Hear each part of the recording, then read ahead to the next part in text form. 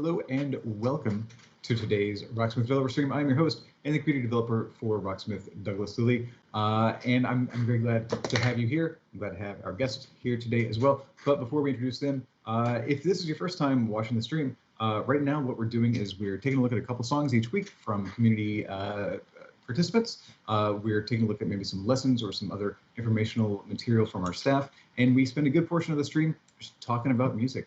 Today we are going to specifically talk about practicing, warm up, sort of how to set up a routine, what habits to set up, what habits maybe to get rid of. We'll get into all that. And if you've got questions about those, make sure you hit those, send those to UB Jurassic in the chat. That is Brian Turner. He is our community manager based out of North Carolina. He'll get those questions from you to me throughout the chat, and we'll talk about those mostly in the back half of the chat. But right now, I would like to say hello to our guest today. Today, we have transcriptionist Rye Kin and musical content developer Greg Studley. Welcome, gentlemen, to the stream. Hey, glad to be here. How's it going? Greg, do you have audio? He's muted. No, you don't. He is muted. Greg Studley. I am not muted. There I you was are. muted. See, you got to get the tense right, man. I think I think we were being yelled at because we were talking when we weren't supposed to talk right before we started. But we're it's okay now. Nobody's mad about it. Anything at work, no no one would know. So you've both been on pretty recently. I think most of our players, most of our viewers today are familiar with you. But just in case, both of you have worked on Rocksmith for years now, we can say. Note Tracker was sort of the catch-all, but now yeah, we're splitting it up a little bit. But you're both extraordinary guitar players, and I trust you with this information. So let's talk about practice. First, I want to bring up warm-ups. Now, we used to have, before everything went to at home, we used to have a monthly encore stream. And the second ever encore stream was actually about warm-ups. That was Brian Shu. So if you want to check out sort of an entire hour plus maybe about warming up and exercises, make sure you hit up that encore. But I do want to hear your guys' opinions on warming up and maybe what's the first thing you should do when you're getting ready for a practice session for guitar or bass. You want to take it, Rye? Sure, I'll jump in. I've never been huge on like, actual muscle, these types of stretches. But the only thing I ever do is like, I'll just kind of like get my wrist like that, stretch it out. As far as grabbing the guitar and actually playing, that's big. And I'm into, I've always been in, I don't know, I guess I could just jump right in. I mean, sure. I like basically like taking a scale and even doing it on one string, but just getting used to the different finger combinations that you will see when you're playing a scale. And usually 9 times out of 10, what that is either going to be whole step plus a half step, which would be you're basically practicing 1, 3, 4. You could also see a half step and a whole step, 1, 2, 4, and a double whole step, 1, 3, 4. So, I'm just kind of like warming up the fingers, also syncing up the hand. That's why working on one string is really cool, because you don't have to deal with any of the string jumps, which are cumbersome on guitar.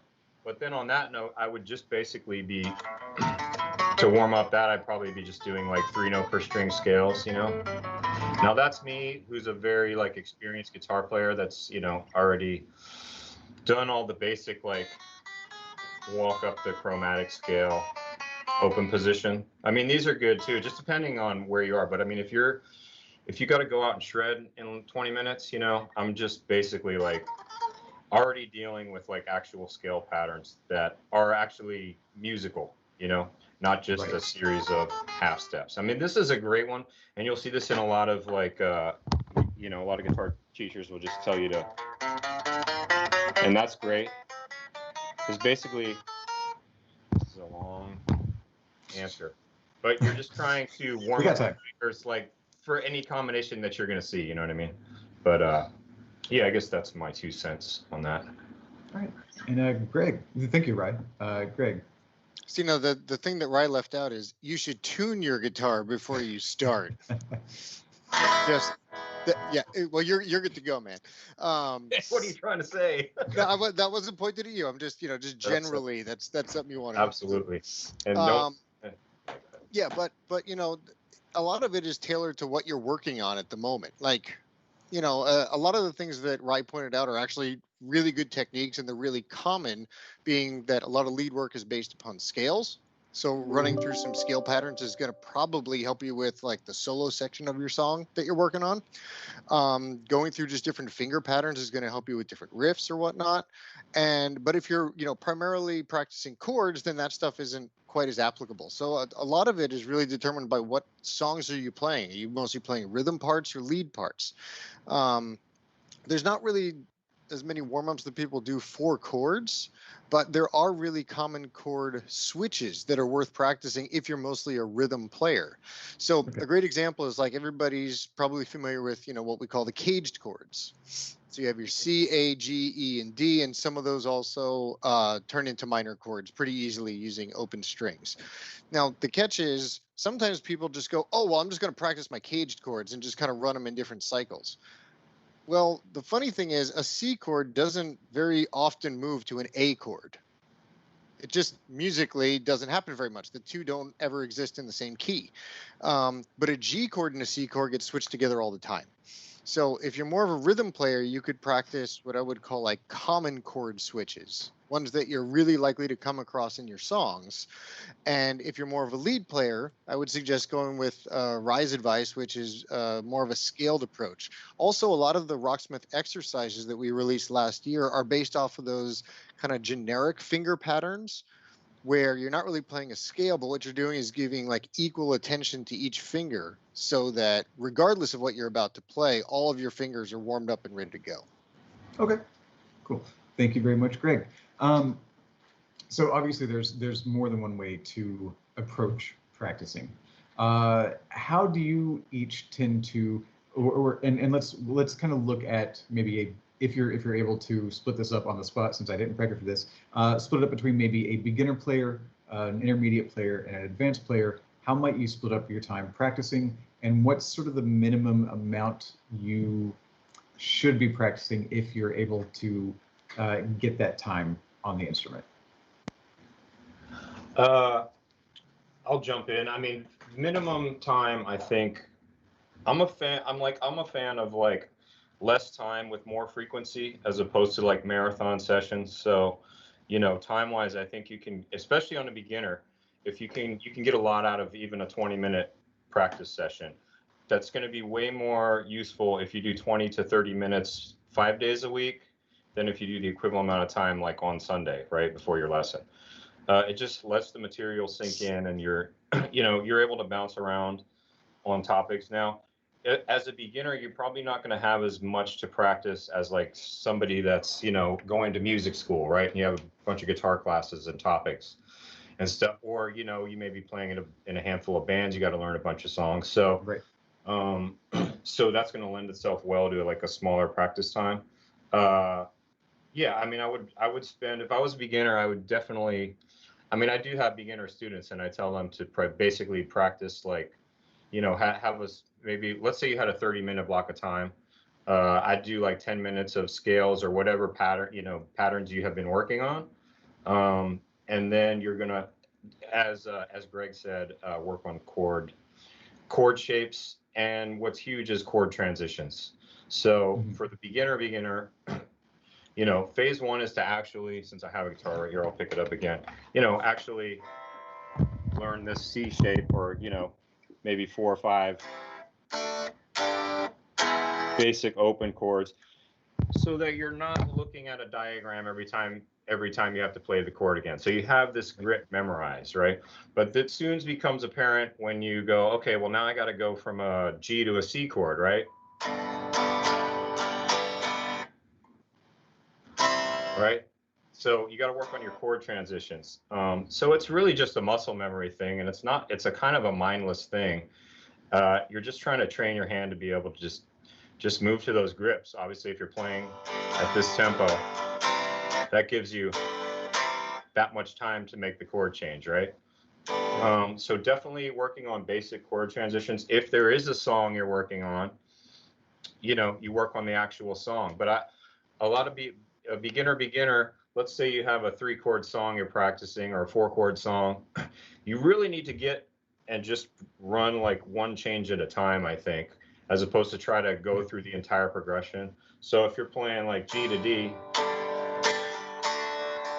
you know, I would just sit and go back and forth between those 2 chords until you can do it without thinking about it. The muscle memory's there. Then, you know, go to the next chord change. If let's say we're going D to A minor.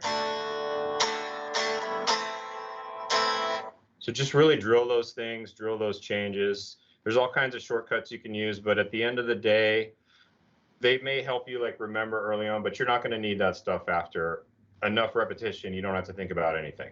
You're just going to do it. It's like on autopilot. Like your hands will know where to go. Exactly. To get where you need to be. Right. So, and obviously, like, especially if you're singing and playing at the same time, like you obviously want to focus on the vocals, not the, you're accompanying yourself on guitar. So you have to be able to just do this, like, kind of like right and left hand on piano, you know, you don't think about it after a while, but it seems super challenging in the beginning. So that's you know, that would be a beginner approach, like equal chords, equal scales, and working on your song project or something like that. Okay. Maybe Greg would like to chime in on like an intermediate practice. Yeah, the only other thing I'd add to a beginner is a lot of people focus a lot on what notes they're playing and what chords they're playing, and not as much on their sense of rhythm. But one thing to remember is your rhythm will come through when you're playing just as strong as every note you play. And if you can hit all your chords, but they're all at the wrong time, it's still going to sound like crap. It's not going to work. So right. So giving equal attention to your timing is actually a really valuable thing. And that can be just as simple as doing exactly what Rye was saying with a metronome. And saying, okay, well, I'm having trouble with this chord transition. I can't switch it fast enough. Well, there's a cool thing you can do, which you could say, well, I'm going to play my chord on beat 1, beat 2, and beat 3. And I'm not going to play on beat 4. I'm going to use beat 4 as my like transition beat. But what it does is it still has you acknowledge 4 beats is how much time you get. You're just not playing on all of them. It's actually very similar to how we create the levels in Rocksmith. Is a lot of times we'll kind of thin out the transition point so that you give yourself more time to actually make the switch of the chord. And so playing with a metronome is going to really help that out. You can even play with a metronome when you're doing your scales. Like you could start off by playing 1 note per click at whatever speed you set your metronome. And then when you get really comfortable, you go to 2 notes per click. That's like playing 1/8 notes. But the metronome can literally be the make it or break it on how good your rhythm is. You could equally use like a drum machine if you really hate the sound of a metronome, and it works just as well. Okay. Totally agree with everything Greg just said. And I might add on the drum machine, these days you can go to YouTube and type in the search term whatever, let's say 80 BPM drum beat, and you'll have a drum beat of 80 BPMs. It's pretty awesome. So, and that's actually, it's good to actually practice with the metronome and a drum beat. Even though you're doing the same rhythm, you're just, you know, it's a different variable for you. So, and it's more simulating what it would be like to be with a real drummer. Right. Cool. So, yeah, timing is super important. And any tips for people who are advanced or maybe approaching advanced that they might want to add in to a practice regimen? Or by that point, do you think, will an advanced player have a better understanding of what they need to focus on? I think normally when you get to that advanced level, the songs are really dictating what you need to practice, because you could be an advanced jazz player and you could be an advanced metal player, and your focus is 2 very, very different things. Like the jazz player is not really going to practice sweeping arpeggios and tapping very much. It's not applicable to their music. So your music preference will actually start to determine what you need to practice. And so, look at the songs you're trying to play and find out where your deficiencies are in those songs and isolate those aspects. If it's literally that, when you're practicing jazz, you can't keep up with the chord progression, then that's what you focus on. You don't have to focus on playing a single scale very quick. You have to speed your brain up about how to think Right. through a chord progression. But if you're playing metal, it's totally different. You know, you're not necessarily going to focus the same aspect. You're probably going to focus on a more technical part of what's going on. Sure, that makes sense. That makes sense. Well, we are going to take a brief break right now. Thank you guys. We will be back with Rye and Greg very soon. But right now, we are going to have our first giveaway of the stream. So back with those guys later. If you have questions for Greg or Rye, make sure once again you hit up UB Jurassic and get those questions to him so they can get them to me so that I can ask them and maybe answer them on air. That's how Q&As work. So right now, if you would like a chance to win the first Ernie Ball prize pack of the day, please follow UB Jurassic's instructions in the chat. He will let you know how you can win one of these packs, including everything on your screen. You got 2 sets of strings, you got a dozen picks for Ernie Ball, 3 Spectrum Plectrum picks from us here at Rocksmith, 1 Ernie Ball guitar strat, a variety pack of Ernie Ball Wonder Wipes, and a peg winder. All of those can be yours if you win. Again, we are still shipping these out once we return to the studio. Again, we do not know when exactly that will be, but we are holding on to this information so we can get those to you as soon as we are able. Hopefully, sooner rather than later. And if you are outside of the U.S., we will ship outside of the U.S.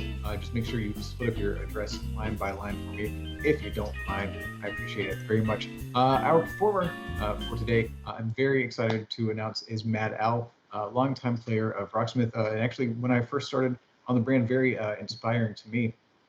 So right now, he wanted to say that he's not doing intros because of the recurrence of a brain tumor, but he wanted to make sure that he wanted to share that it doesn't matter what may be holding you back from learning and self-improvement. It just takes a little bit more dedication.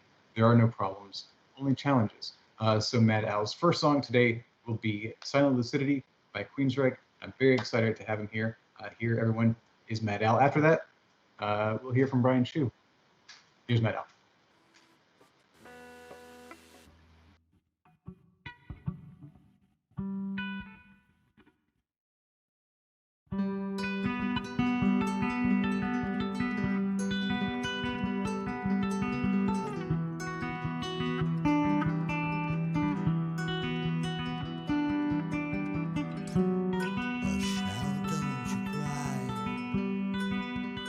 Wipe away the teardrop from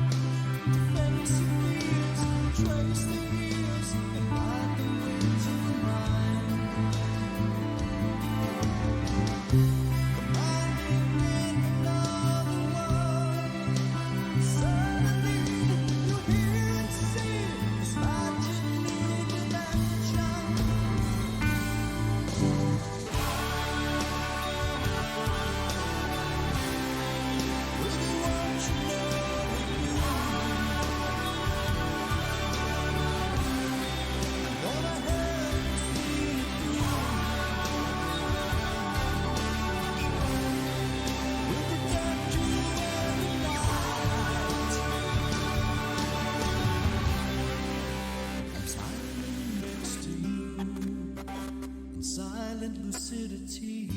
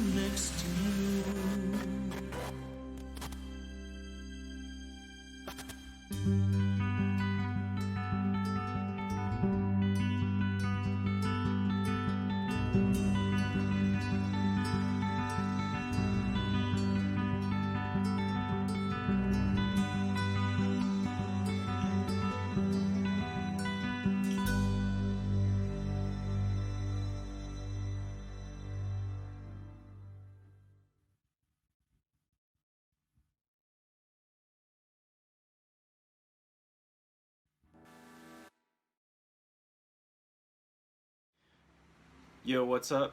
It's Brian again with some tips and tricks on how to make your improvising sound a little bit spicier. And this is going to be a little bit more of an advanced guide.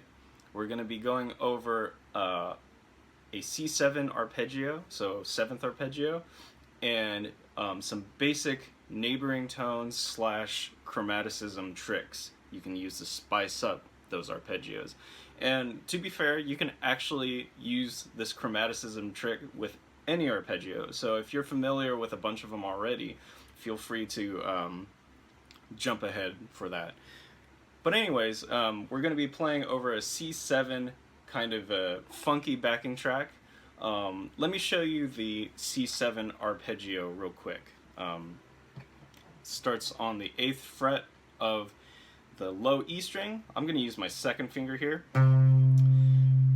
And then you're going to go to the A string and play 7 and 10. So the notes are C, E, G.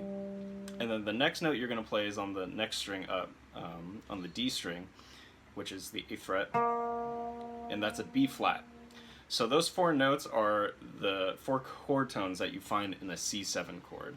C, E, G, B flat. And then you go back to the root. And then it just repeats. So you go, so 10th fret on the D string, then 9th fret on the G string, then you go to the next string above that, the B string, and it's 8 and 11.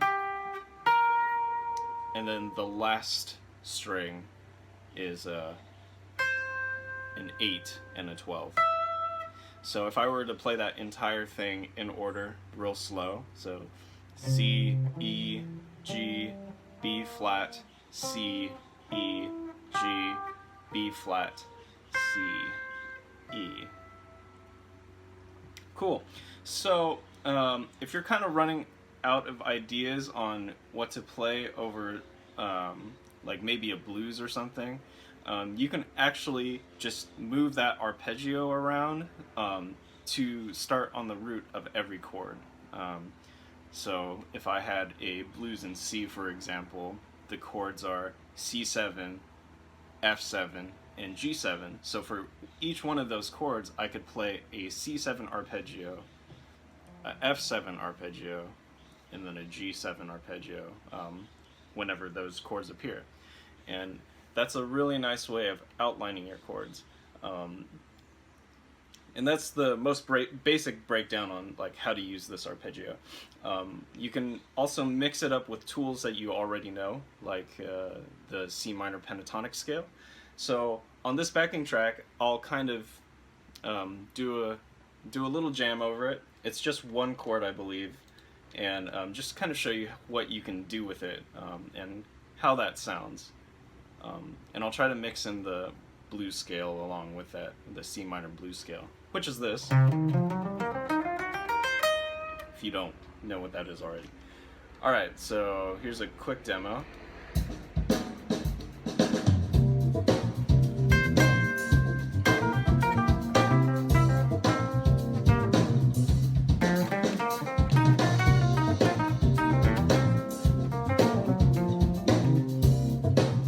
So I started with a C7 arpeggio, then I came back down the blues scale. Here's the C7 again.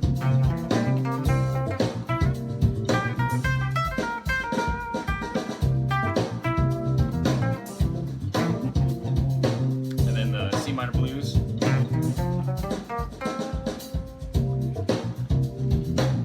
So that's kind of cool. It's another tool to outline these chord progressions. It'll probably sound cooler if I had more chords to play over, if I were switching up the root. But yeah, the thing right now though is that the C7, while it sounds colorful, it's a little bland, right? And this is where our chromatic exercise will come in. So what is a chromatic scale? It's basically a scale that features all 12 notes, but we're not going to play it like this, right? We're not going to...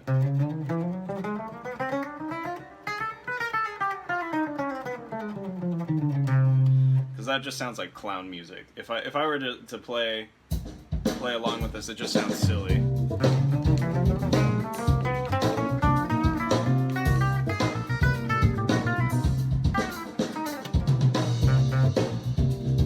Yeah, no one wants to listen to that for an entire solo.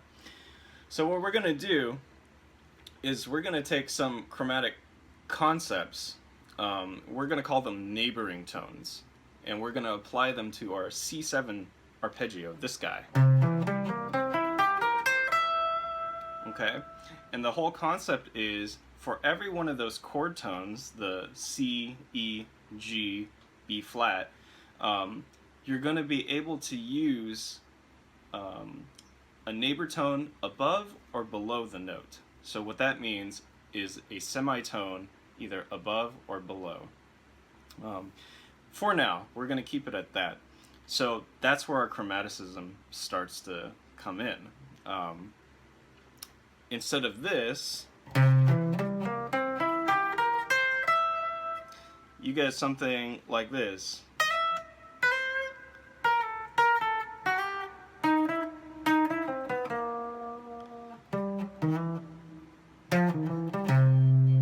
And that's starting to sound a lot more musical. It starts to sound a lot, I don't know, maybe a little bit of country, maybe a little bit of jazz. And this is one of the first concepts that I learned to start to get used to using chromaticism musically rather than just running chromaticism through scales up and down, because that's not super musical, right?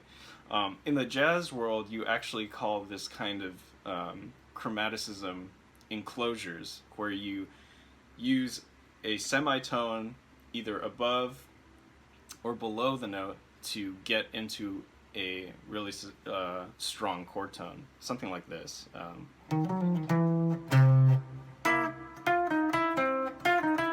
Right there, I'm taking the 9th fret of the G string, right?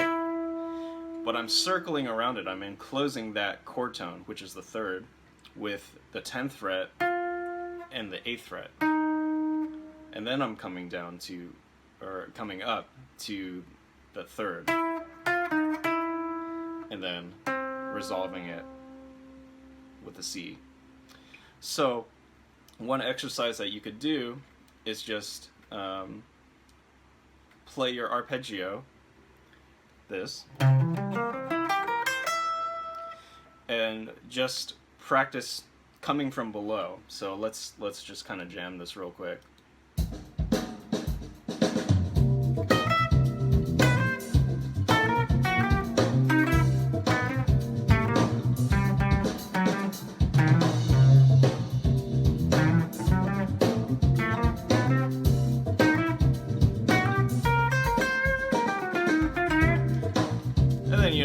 Throwing a little extra blues. Just kidding. Don't do that yet. This is basically a form of reductive practicing, where you're forcing yourself to play and improvise within a set rule set. And this is some of the best kind of practicing that you can do. A lot of the times when people actually practice improvising or stuff like that, they just kind of blow everything they blow everything they already know, and they just find themselves using the same tools and falling back to tools that they've used again and again. And the whole point of this is to be able to open your mind, your third eye, to the possibilities of neighboring tones. So to demonstrate that, if you need to refresh your C7 chord, here it is again. So I'll go through it real quick. 8, 7, 10, 8, 10, 9, 8, 10, 8, 12. Okay? And now, with neighboring tones coming from below, we're going to go 7, 10, 6, 7, 9, 10, 7, 8, 9, 10, and then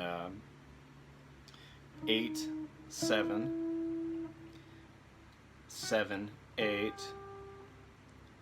10, 11, 9, 10, 11, 12. Okay? And since this VOD will be up, I hope you take the time and just go back and watch that part over and over again so you kind of get it down. Feel free to write this down on tab. I always used to write stuff down for myself so that I could just look at it on a piece of paper. But yeah, so if you're already familiar with modes, you'll start to recognize it kind of sounds Mixolydian-ish, and that's kind of it. You're starting to add a lot of scale tones as well as chromatic tones. And that's also a step you can do. You can also, the neighboring tone doesn't have to be a chromatic note. It can be a scale note. So something like this.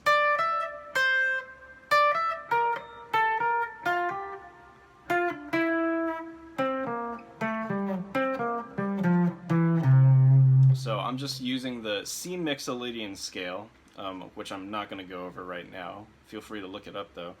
And but my whole focus is I'm still visualizing this. And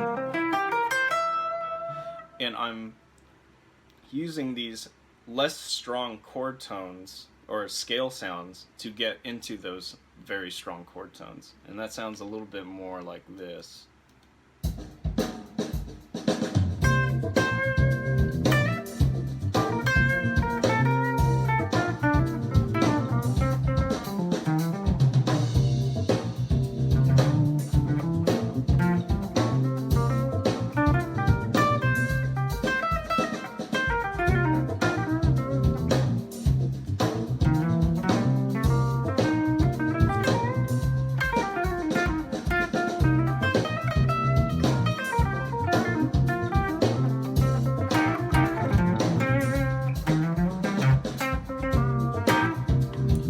So like, you can see. Sorry, my dog's like going crazy.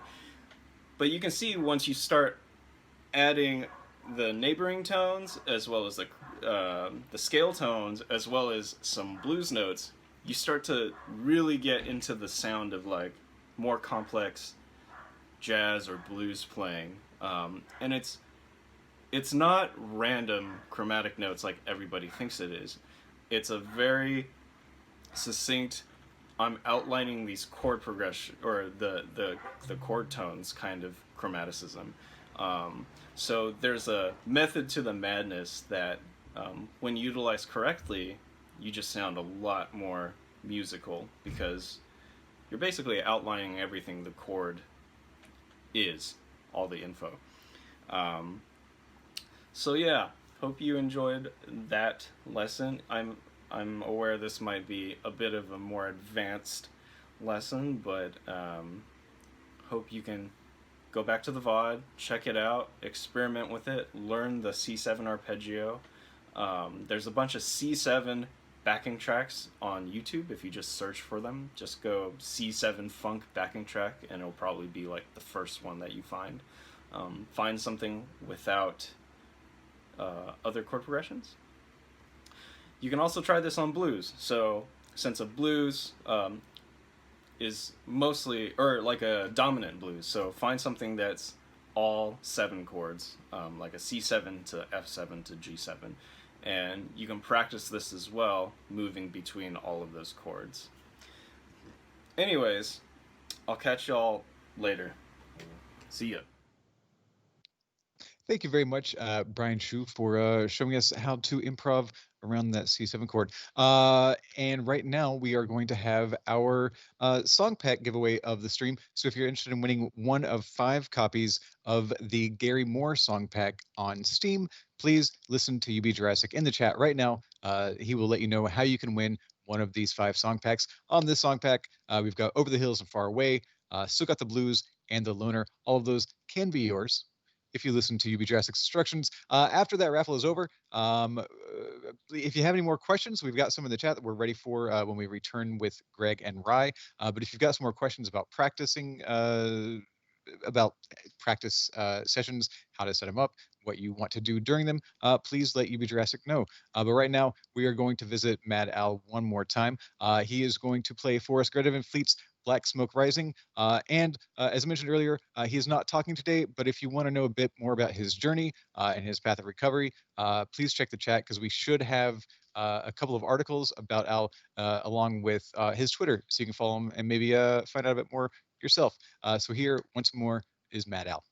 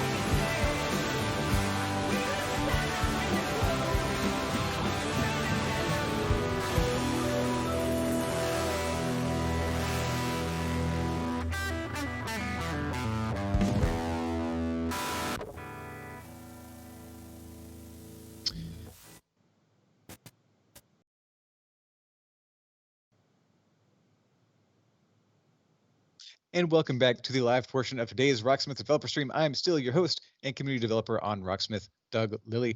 Welcome back, and thank you very much to Matt Al for giving us those performances. Really appreciate you you sending those our way. And let's go ahead and bring back Greg and Rye, because Greg, you pointed out something during that second performance about Black Smoke Rising. Song sounded really familiar. Mm-hmm. And I was like, why do I know this song? And I was like, oh wait, that's actually the first song that I know tracked.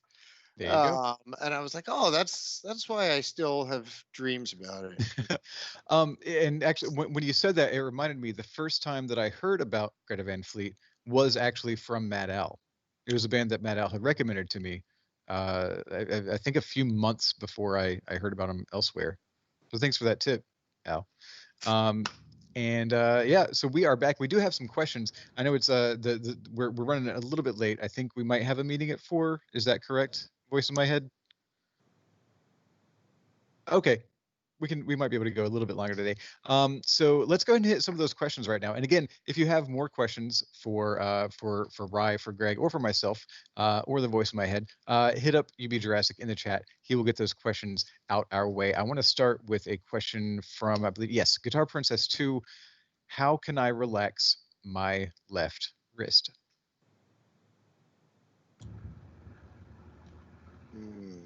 Good one. Yeah. Now that's the question. I got one. I see a lot of beginners. If she's doing this, like trying to hold it like a baseball bat, that's brutal. You should always keep your wrist bent. Like, I mean, sometimes you just got to do it and just get past right through the uncomfortableness of it, because that's the beginner phase of guitar. But definitely bend the wrist and, like, don't do this. You don't want to have tension going all the way up your arm too. That's a no-no. How much does the position of the body and neck of the guitar sort of on the X axis and sort of, I guess, the yaw? Is this roll, pitch, or I'm not sure. As the guitar moves around your body. So yeah, I think it's different for each person. I mean, because every person's built differently, and our muscles are going to react in different ways.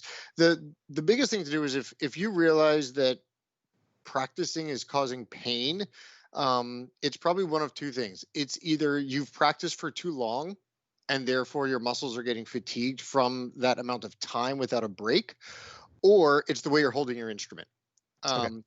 I spent a lot of years teaching, And Yeah. when I was teaching, I was always sitting down, and I realized that that actually started to cause a problem with my right shoulder because I was doing a whole lot of playing sitting down, and it caused me to constantly have my arm out like this.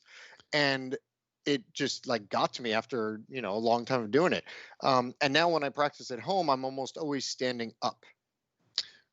And Okay. so you can change your position to actually help to alleviate that. And if it is a wrist thing, I think Rye's got a good point where ideally you want your thumb there. You don't want to do this over the top deal, depending on what you're playing. I mean, Open chords might be different though. That supports Right. a higher thumb position, but in general, yeah. In general, you want to actually have kind of a tilted wrist and your thumb against the back of the neck, this part of your thumb against the back of the neck. So thumb position probably has a lot to do with it because that determines how much strength you need out of your hand and out of your wrist. Remember, your thumb isn't just there for like, just to be there. It's counter pressure. You always have to think about it that way. Is your thumb is actually pushing the opposite direction of your fingers. And so if it's this part of your thumb pushing against your fingers, you can't push very hard, meaning that you have to use a lot of these muscles. But if it's this part of your thumb, the flat part, then you can actually put a lot of counter pressure, and it makes it so this part of your hand doesn't have to do as much work. And speaking of I'm pressure, not a doctor, by the way. I'm just going to put that out there. This is just me speaking as this is what I think. This is guitar advice, not medical advice. Yes, thank you. Thank you. If You it just saved me persists, from a lawsuit. if it persists, ask a physician. But Yes. yeah, I guess so. Experiment with hand placement, with the position of the guitar on your body. Try standing. Try sitting. How much could the actual pressure you're exerting with your fretting hand contribute to soreness in the wrist or forearms? It could do it if you're pushing too hard because you're just going to fatigue these muscles faster. Okay. So, part of the thing is a lot of times people will push harder than they actually have to. And this is actually a good point as well, which is where your fingers go in the frets makes a huge difference about how hard you have to push. So I don't have a fancy webcam like Rye. I can't go moving it around. So I'll just do this. If this is where your finger is, like midway in the fret, you're going to have to push a lot harder than if your finger is here at the edge of the fret. Ideally, you want your finger directly behind the metal fret. If it's there, the amount of pressure you need is minimal. If it's the further away it is from the fret, the harder you have to push and the more tired your hand's going to get. Okay. That's just physics. Thank you very much. And the next question. I'm not a physicist. Sorry, had to get that one. That's also fine. I don't know if that was. I don't know if anyone was going to sue you for the physicist answer. But next question. I think I'm going to try to take a swing at. This one is from Tone Wolf. Ooh, FFIO. For those of us who see Rocksmith as a game, would just jumping into a song and learn a song be fine, or should we warm up as well? I personally don't warm up and haven't really seen a need to. And please, after I kind of give an answer, feel free to correct me, Rye or Greg, or Dan in my ear. So yeah, a lot of Rocksmith players have come from sort of rhythm gaming backgrounds, and a lot of Rocksmith players play Rocksmith as a rhythm game, which is a way to play Rocksmith. My answer to this question would be, how good do you want to be at the game of Rocksmith? Because if you want to be good at playing Rocksmith, a lot of the same kind of suggestions and ideas about practicing and warm up still applies. You don't want to fatigue yourself playing the game, and if you want to play better, you will use the same practice techniques that we're talking about here, because all of those can contribute to playing the game better, which is ultimately playing the songs better or more accurately. If you're going for sort of mastery, going for high percentages or scores and score attack. Do I have disagreements from the collective? Not for me, man. That was a great answer. Thank you. And I've got another question, I believe, from Tone Wolf. Ooh, I'm not going to howl every time. When starting with Rocksmith, where is a good place to start when trying to learn tab? Would that be a good case maybe to switch to inverted strings? And starting with Rocksmith, like how do you transition from Rocksmith to tab? Yeah. So say your first real experience playing guitar was in Rocksmith, and you're used to the 3-dimensional note way. What suggestions might you make to switching to tab, or maybe why not kind of standard Western notation? Yeah, inverting the strings would be one of the first things, so you can have a similar interface from what you're accustomed to, but now kind of a hybrid in between the tab notation and our Rocksmith noteway notation. Yeah, I think that would actually be a good choice. In general, it's not going to be a big. It's reading tab is very intuitive. It's almost like I started on tab and then I had to relearn how to do it with Rocksmith. So plus you're not you're not on the gun time wise. You're just looking at the tab, so it's not. Right. It's more for figuring stuff out, really. Right.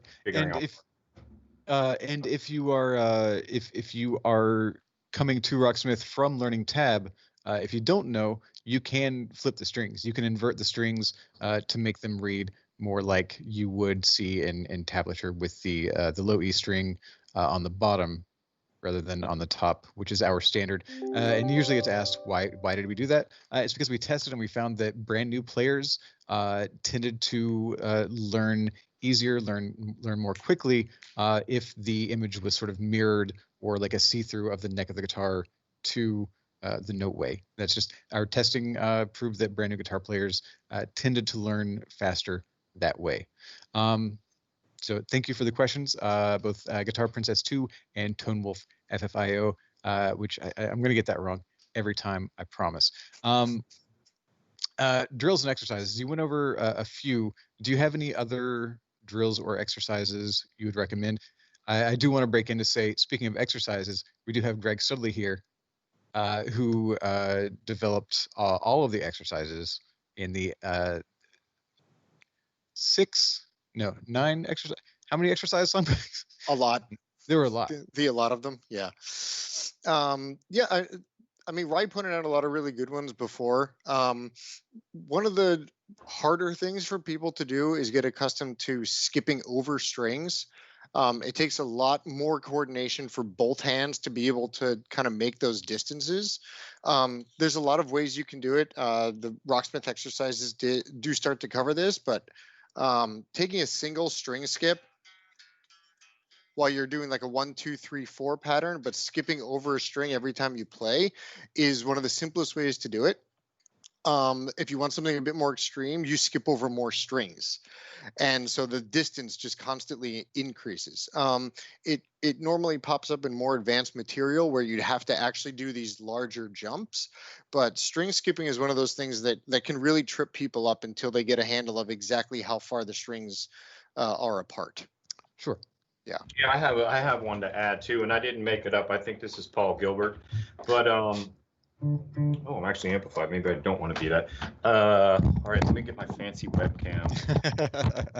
Showing it off again. All right. So, hey, what gauge are those strings, right? Who knows? These are the same ones that he came with. 10s or 11s. Oh, these are 13s, man.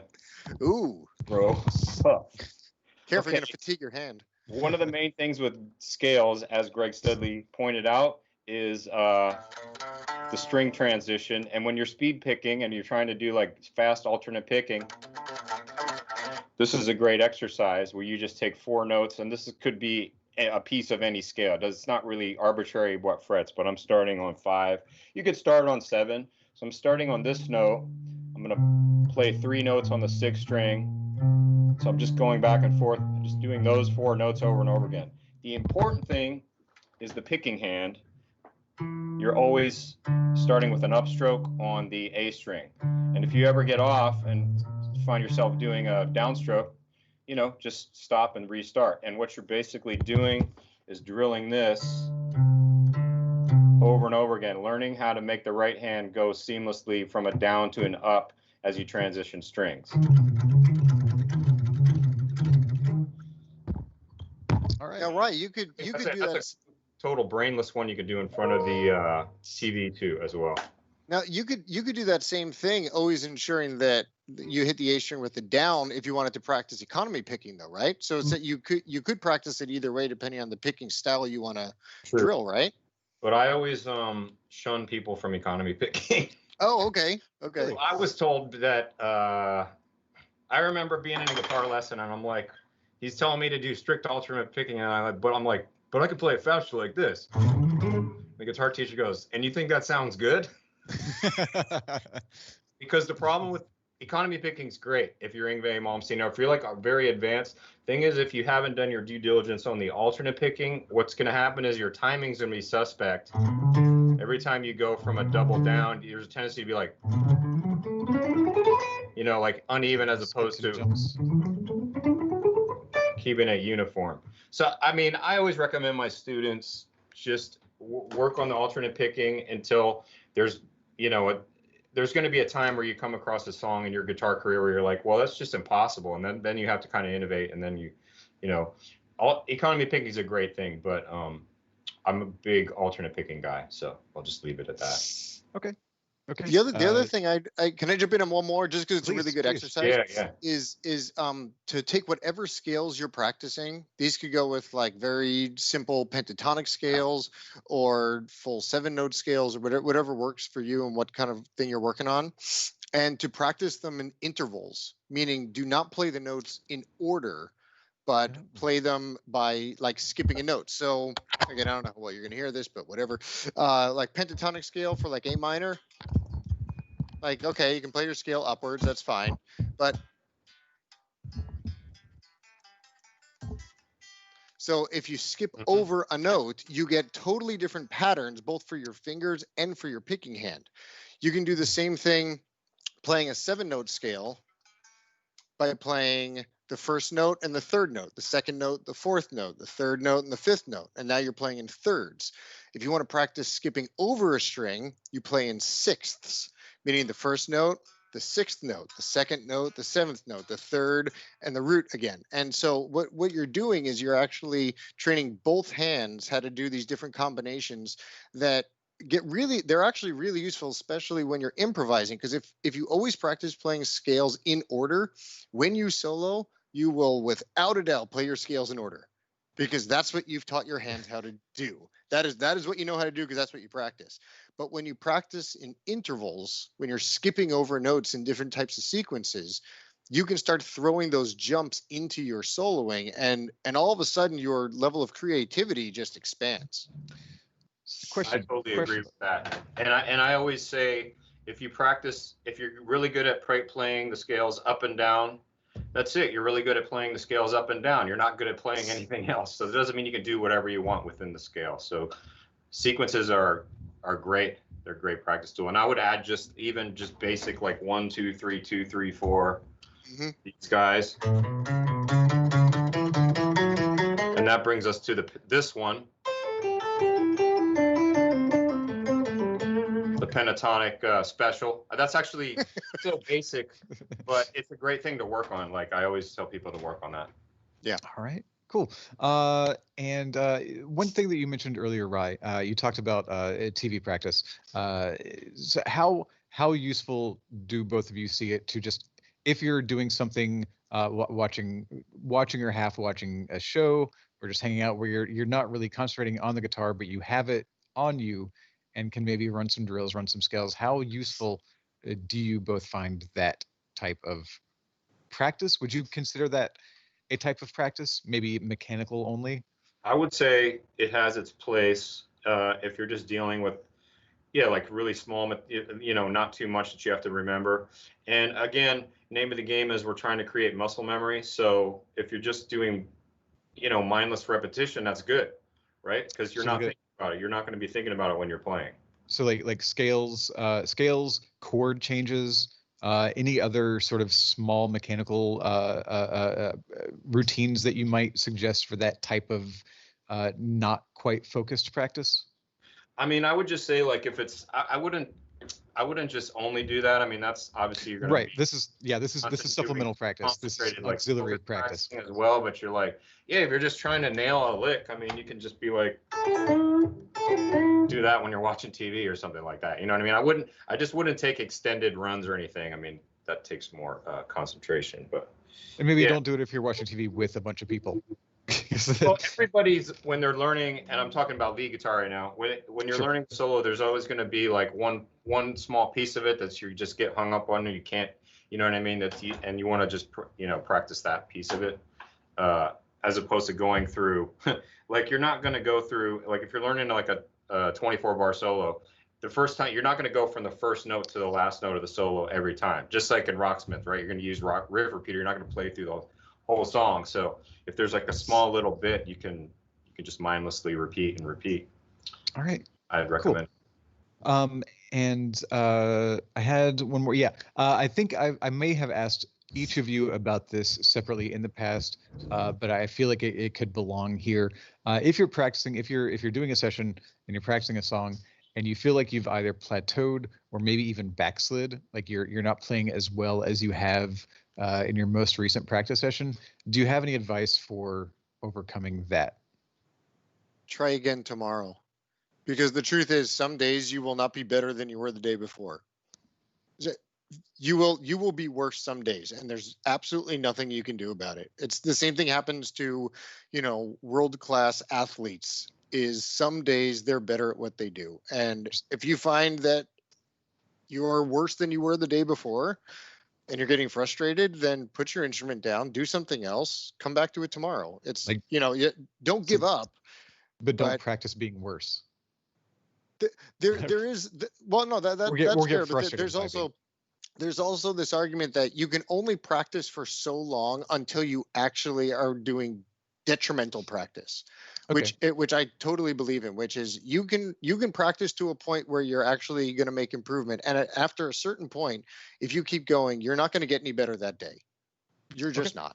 And that's a great time to say, I'll do this again tomorrow. All right. Yeah, I agree with that. Cool. Thank you very much. It's about that time, actually, a little bit over that time. Before we all depart, I do want to bring up one of our community members, Zagato Z, might be Lyle Wongsa in the chat right now, does have a sort of general practice rule for beginners who come to the Rocksmith subreddit, which maybe you'll find a link for in the chat. But typically his practice rule, I'm just gonna read it right now. So thank you, Zagato Z. It is his 10-10-30-10 rule. Basically, when you're first starting, 10 minutes of Dux Redux, 10 minutes of String Skip Saloon, 30 minutes of Learn a Song, playing songs that you like, and then 10 minutes of Rocksmith Recommends from one of those songs. So it's usually going to be a selection in Riff Repeater or possibly a lesson or another Guitarcade game. And if you do that for 60 days, you'll have a better idea of where you need to focus. And if you are struggling with like certain techniques such as bends or slides, swap out Dux Redux or swap out String Skip Saloon for what you need to work on in that moment for whatever song you're looking at. You can find that on the Reddit. Again, hopefully we'll have a link in the chat very soon. And I want to say thank you to both Greg and Rye for being here and unloading all of this knowledge upon us. Thank you both so much. And I will say goodbye to you two right now. And we will have our final giveaway of the day. So thanks, Rye. Thanks, Greg. Thanks, Doug. Yeah, see you both real soon. And to everybody still in the chat, if you want to win the second Ernie Ball prize pack of today, please listen to UB Jurassic in the chat for your instructions on how you can win everything that is shown here on Twitch right now. You're going to get 2 sets of strings. You're going to get a pack of picks Ernie Ball, as well as 3 standalone picks from us here at Rocksmith, a peg winder from Ernie Ball, a guitar strap, probably in black. You are also going to receive a package of Wonder Wipes to keep your guitar's body and neck and strings polished, lasting longer. And all of that can be yours if you enter and win. Again, we will be shipping this out once we return to the studio, whenever that happens. We're holding on to that information so that we can get it to the winners as soon as we can get back in. Again, as always, we need the telephone number, we need your name, and we need your shipping address. And if you were a past winner, and maybe it's been a while since we've been back in the office, and maybe you've moved, make sure to let us know. If you're a winner and your address is not what it was when you won, let us know. If you win today and you move in a month, let us know. And once more, I want to thank our two chat guests, Ryken and Greg Studley. I want to thank Brian Shu for his improv lesson on the C7 chord. I want to thank Brian Turner for keeping the chat moving and keeping those raffles going and getting questions to me. Thank Dan Emmerich, the voice in my head, who's running things behind the scene, and very special thanks to Matt Al for getting us to wonderful performances today. To everyone else, we will see you again next week. And thank you so much for being here. Goodbye.